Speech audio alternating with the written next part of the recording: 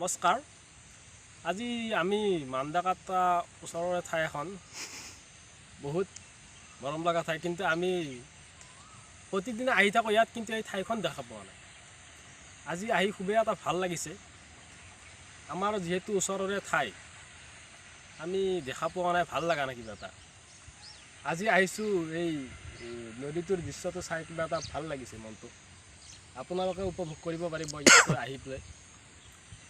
এই আমাৰ ৰক্তিম কেমেৰা মানে নদীটোৰ বিষয়ে অলপ দেখাব, চাই লওক বুলিব।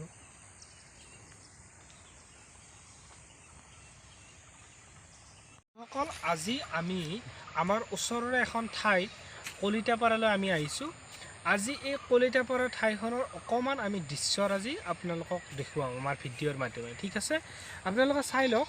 এই আমাৰ কেমেৰামেন হিচাপে থকা ৰিংকুৱে আমাৰ এই দৃশ্যপটখন আপোনালোকক ভিডিঅ'ৰ মাধ্যমেৰে দেখুৱাব। গতিকে আপোনালোকে চাই লওকচোন, কি ধুনীয়া সৌন্দৰ্য আমাৰ ওচৰতে আছে।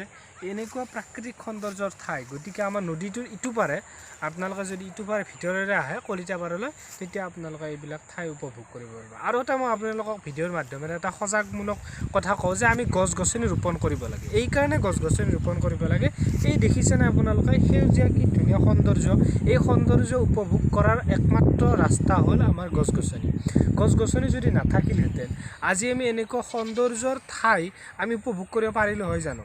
গতিকে আপোনালোকে ভাবক, আমি গছ গছনি ৰোপণ কৰিব কিয় লাগে? আৰু বিজ্ঞানতো আছে, গছ গছনি ৰোপণ কৰা মানে আমাৰ কাৰণে ভাল। আমি বৰষুণৰ কাৰণেও গছ গছনিৰ প্ৰয়োজন। আমি যে অক্সিজেন পাই আছোঁ তাৰ কাৰণে আমাক কি লাগিব?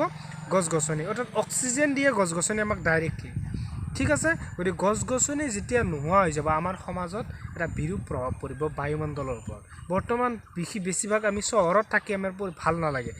আজিকালি গাঁওবিলাকো লাহে গছ গছনি নোহোৱা হৈছে। সেইকাৰণে আপোনালোকক মই এটা অনুৰোধ থাকিল যে গছ গছনি আপোনালোকক ৰোপণ কৰিব দিব, যাতে আপোনালোকে প্ৰতিদিনে এডাল হ'লেও বা প্ৰতি সপ্তাহত এডাল হ'লেও গছ ৰোপণ কৰে, আৰু গছ যেনিয়ে তেনিয়ে নাকাটে, ঠিক আছে? ধন্যবাদ। আজিৰ ভিডিঅ'টো এইখিনিতে সমাপ্ত কৰিছোঁ। ধন্যবাদ।